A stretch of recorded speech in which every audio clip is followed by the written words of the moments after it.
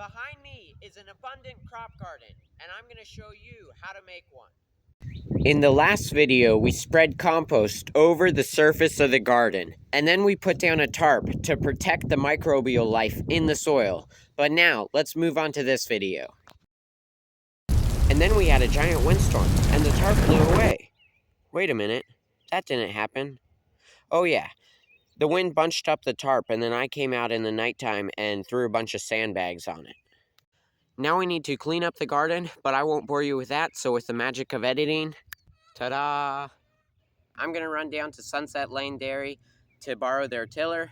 They're letting us use it, so thank you very much. It's going to help out a lot.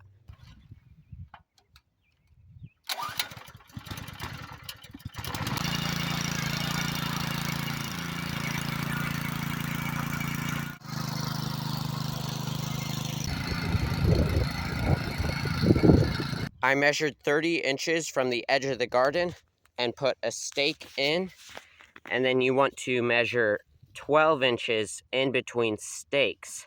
And then we tied the twine and put the twine all the way to the other side of the garden. I know it's hard to see, but we put 2 more stakes over there, and we'll dig out a pathway in between the twine.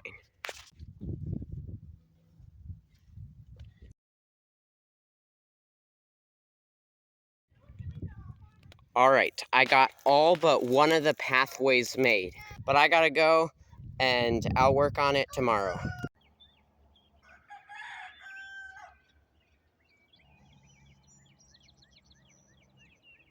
Good morning, everyone. I just finished doing my animal chores, and now I'm gonna continue working on the garden.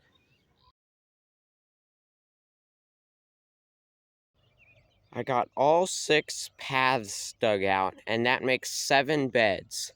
Now we need to rake them smooth, and then they'll be pretty much ready for planting, although we might need to water them a bit.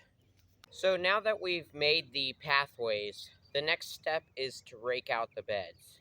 Now, technically, the soil is soil. That's not going to change. You could plant into just this, but it minimizes efficiency, and the plants probably won't grow as good because the soil is very bumpy, so it would be very hard to grow in this. There's also pieces of sod if you're just making your garden, and so you go in with your hard rake first, and you can just kind of rake it out smooth. And any big pieces of sod you can throw in your compost.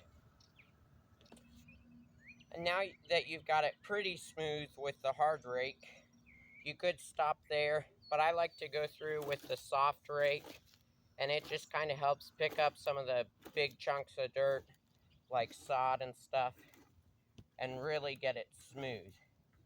Also, another reason to do this is if you're using a seeder, it's a machine that goes into soil and rolls over it and seeds a crop. Say you're planting like a few beds of carrots. You wouldn't really want to do that by hand. So using a seeder would help. But if the soil was too bumpy, it would seed unevenly and it would be hard to keep the rows straight.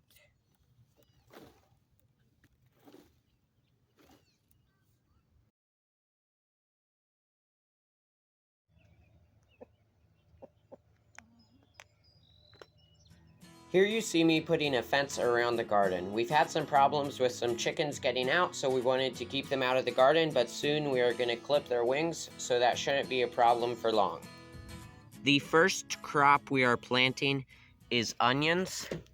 So we bought onion sets. They look like this.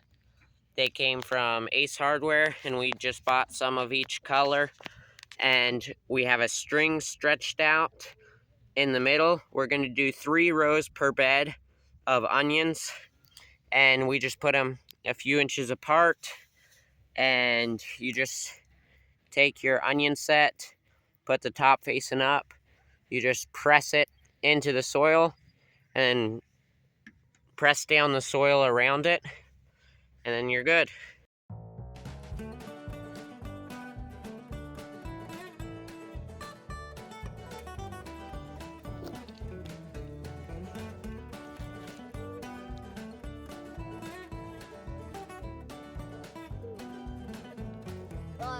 Really?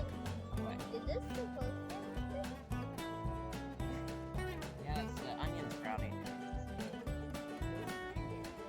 That's right.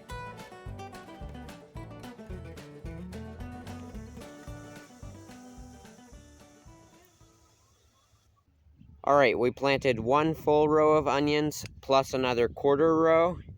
Mom is running to the store to get more onion sets. That way we can fill up this row.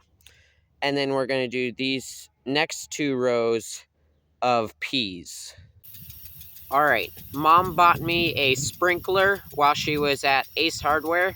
And so I'm getting that going. I'll probably move it a couple times so that it can reach the whole garden. But we're getting everything watered. So far we've planted 2 rows of peas and 2 rows of onions. And the last 3 rows, I don't know what we'll plant yet. All right, the next crop we are planting is potatoes. We're gonna plant a whole 50-foot bed of potatoes. I really like potatoes because they are a very hardy crop. You can't survive off of just lettuce, but you could survive off of potatoes for a good while. In the Laura and Mary books, The Little House on the Prairie, they basically survived in the winter off of meat that had been cured and potatoes and maybe some beans or whatever else they could keep through the winter. All right, we got all the potatoes planted. All right, we have the garden growing good. The onions are up, the peas are up, and if we skip a bed over here, the potatoes are coming up. Although you might have seen in the last clip of us planting potatoes, there was some lettuce in the background in this bed right here.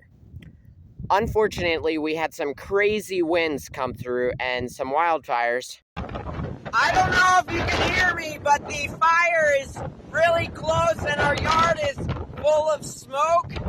Thankfully, the wildfires didn't reach our property, but the winds damaged the broccoli and lettuce enough that it completely killed them. So I'm not sure what we're gonna fill up this bed with. And then we have this edge bed here that I'm not sure if we'll use. We might wait till the last frost date to plant these beds. But as far as planting the rest of these crops, like peas back here and the broccoli that died, basically you just follow whatever is on the package.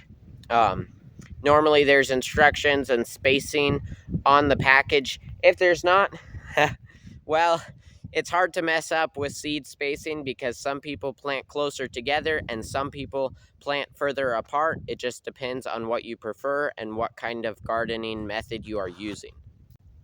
Overall, though, the garden is doing super good and I'm super happy with it. Stay tuned because in just a couple weeks, we're going to be planting 50 tomato plants and we're going to get our summer crop in here and we're going to be harvesting the peas and onions. So stay tuned for future videos. All right, I'm going to cut off the video here. Like I said, check back for further updates because it should be pretty cool. And I'll see you on the next one.